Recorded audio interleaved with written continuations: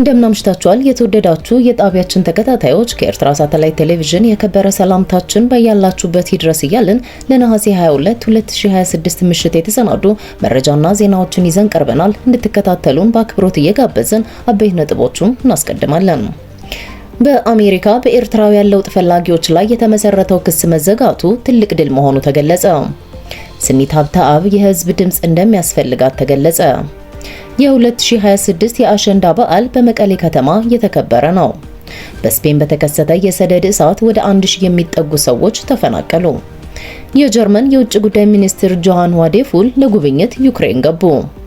ካናዳ ከአሜሪካ ያደረገችው ድርድር በቂ ባለመሆኑ ምክንያት አዲስ ቀረጦች መተግበር ጀመሩ። ወደ ዝርዝር ዜናዎቹ እናልፋለን። ከኛ ጋር ቆዩ።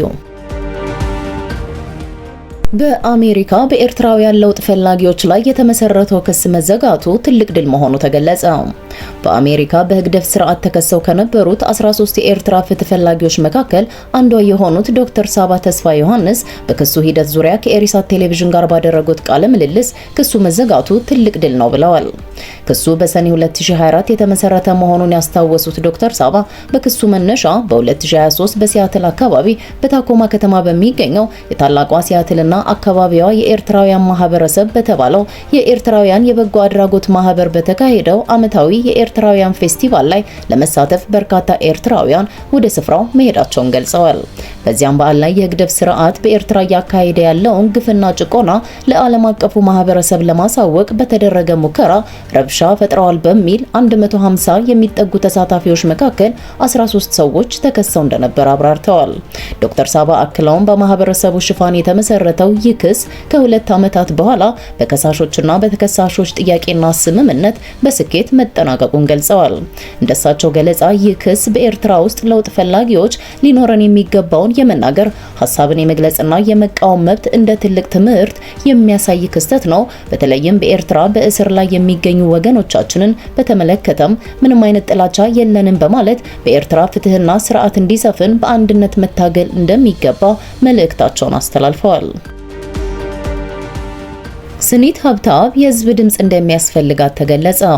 ኤርትራዊቷ የቁንጅና ተወዳዳሪ ስኒት ሀብተአብ ሀገሯን ለመጀመሪያ ጊዜ ወክላ በቪየትናም እየተካሄደ ባለው 75ኛው የዓለም የቁንጅና ውድድር ሚስ ወርልድ 2026 ላይ በመሳተፍ አዲስ ታሪክ እየሰራች እንደሆነ ይታወቃል።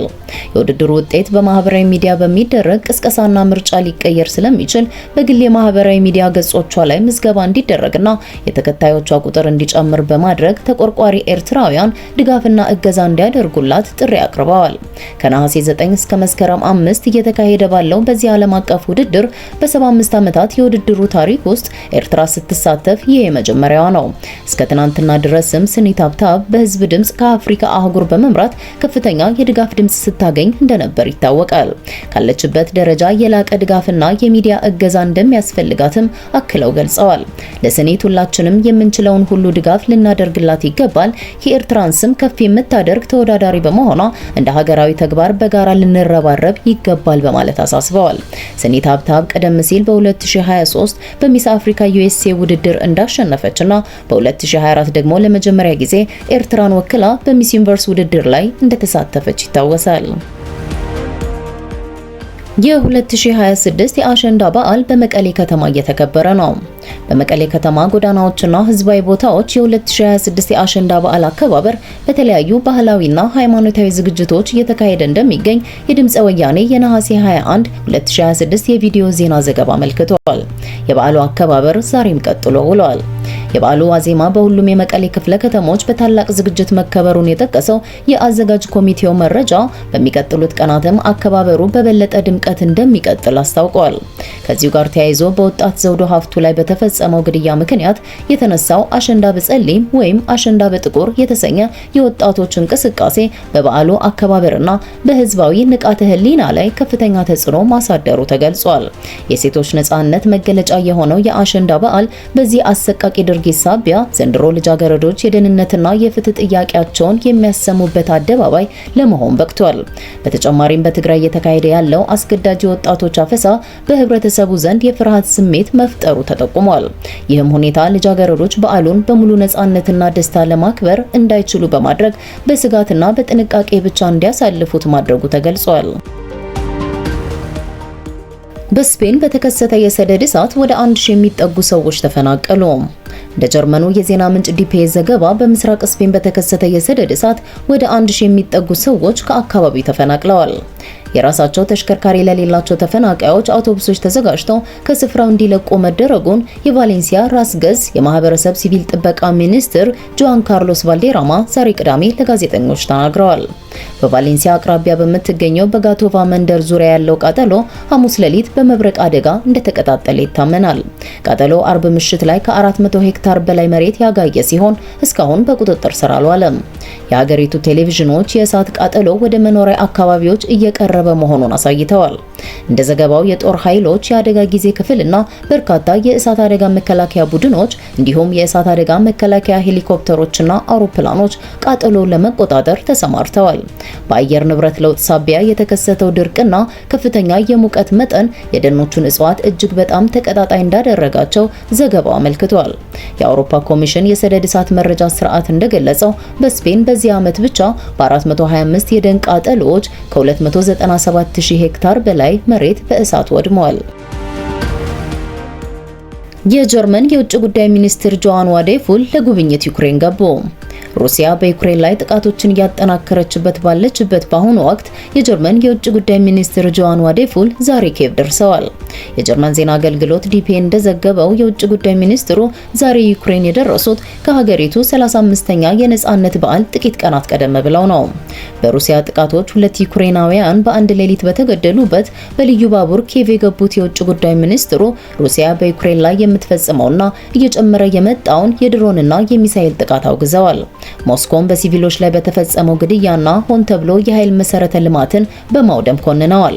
ዋዴፉል ኪየቭ ሲደርሱ ለጋዜጠኞች እንደተናገሩት ሐምሌና ነሐሴ ለዩክሬን ሰላማዊ ሰዎች ከ4 ዓመታት በላይ እጅግ ፈታኝ ወራት ነበሩ።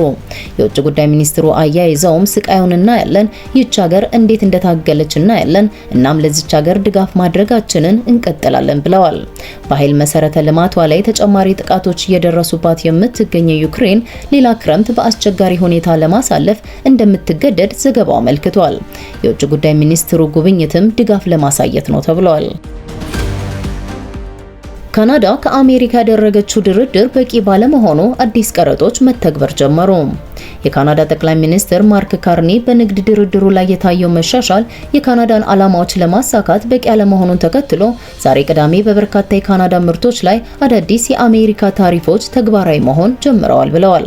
አርብ ምሽት ተቀምጦ ከነበረው የጊዜ ገደብ ጥቂት ቀደም ብሎ ድርድሩ መቋረጡን ያሳወቁት ጠቅላይ ሚኒስትሩ በአሜሪካ ምርቶች ላይ ለአሜሪካው ዶላር አቻ የሆነ የአጸፋ ታሪፍ እንደሚጥሉ አስታውቀዋል። ካርኒ አክለውም አሜሪካ በመጨረሻው ደቂቃ የድርድር ሀሳብ ላይ ያደረገችው ለውጥ ፍትሃዊ ያልሆነ ከኢኮኖሚ አዋጭነት የራቀና የትኛውንም ስምምነት አስተማማኝነት ጥያቄ ውስጥ የሚከት ነው ብለዋል።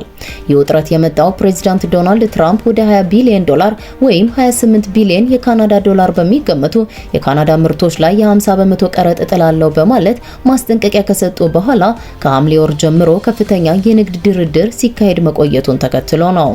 ከአሜሪካ በኩል የንግድ ተወካዩ ጃሚሰን ግሪር በሰጡት መግለጫ ካናዳ ቀደም ሲል የተስማማችባቸውን ጉዳዮች ወደ ኋላ በመመለስና አዳዲስ ፍላጎቶችን በማንሳት ባለፉት ቀናት ተደርሶ የነበረውን ስምምነት አፍርሳለች ሲሉ ከሰዋል። ድርድሩ የተካሄደው አሜሪካ በካናዳ ብረትና አልሙኒየም ላይ የጣለችውን የ50 በመቶ ቀረጥ ወደ 25 በመቶ እንዲሁም በመኪናዎች ላይ ያለውን ከ25 በመቶ ወደ 15 በመቶ እንድትቀንስ ነበር። በምትኩ ካናዳ የአሜሪካ አልኮል መጠጦች በገበያዋ እንዲሸጡ ልትፈቅድ ተስማምታ እንደነበር ተዘግቧል።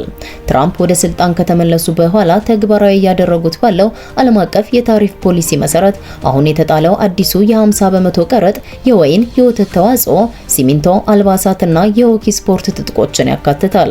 የእርምጃ ቀድሞውኑ በብረት፣ አልሙኒየም፣ መኪናዎችና ጣውላ ላይ ከተጣለው ቀረጥ በተጨማሪ የሚተገበር ነው። የአሜሪካ ንግድ ምክር ቤት ይህ የታሪፍ ጦርነት የሁለቱንም ሀገራት ኢኮኖሚ እንደሚጎዳ፣ የኑሮ ውድነት እንደሚያስከትልና 13 ሚሊዮን የአሜሪካ ስራዎችን አደጋ ላይ እንደሚጥል አስጠንቅቋል። ይህ በእንዲህ እንዳለ በካናዳ በኩል የኦንታሪዮ ግዛት ጠቅላይ ሚኒስትር ዳግ ፎርድ የካርኒን የአጸፋ እርምጃ ሙሉ በሙሉ እንደሚደግፉ ገልጸዋል። በቅርቡ የተደረገ አንድ ጥናት እንዳሳየው 36 በመቶ የሚሆኑ ካናዳውያን የአጸፋ እርምጃውን ሲደግፉ፣ 30 በመቶዎቹ ደግሞ ድርድሩ እንዲቀጥል ይፈልጋሉ። የአሜሪካ ንግድ ተወካይ ግሪር አሜሪካ ካናዳ የምትጥለውን የአጸፋ ታሪፍ እንደማትታገስና ተጨማሪ እርምጃ እንደምትወስድ በማስጠንቀቅ ሁኔታውን ይበልጥ አሻሚ አድርገውታል። የተወደዳችሁ የኢሪሳት ተከታታዮች ለዛሬ ምሽት ያዘጋጀናቸውን የአማርኛ ቋንቋ መረጃና ዜናዎችን በዚሁ ፈጽመናል። በቀጣይ በሌላ የዜና ጥንቅር እስከምንገናኝ በያላችሁበት ሰናይ ሰንበት